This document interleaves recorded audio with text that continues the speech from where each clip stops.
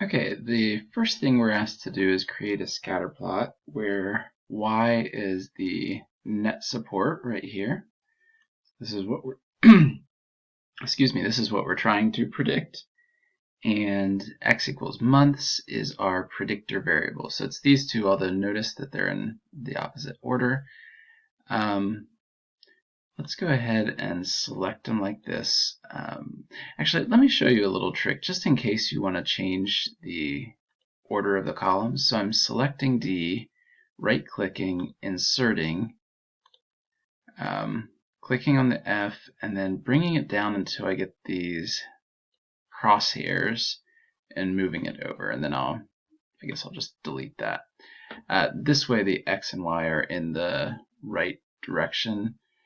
You can also change them once it's in the scatter plot and reverse what's your X and Y, but that's another trick that can be pretty easy. Okay, and then I'm just left clicking on a point, right clicking, adding the trend line, and we'll display the equation and the r squared there.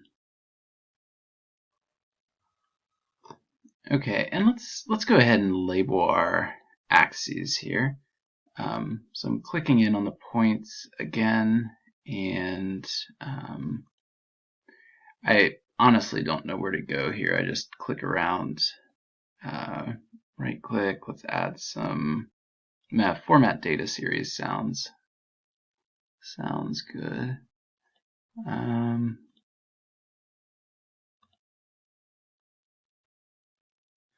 Maybe it's not. Let's go ahead and nah, it wasn't right. I'm Control-Z-ing there. Let's see. Try this again. Oh, there we go. Axis titles. And so this was our y-axis. That was the net support. And that's the percent disagreeing that labor unions are creating problems or something, minus the percent that they agree with that statement that labor unions have too much power. And then this was just the months. So essentially we have time on the x-axis here. So we do see a increasing trend, although we also notice that there's kind of two blocks of dots, and I think that's what this question is really going to tease apart.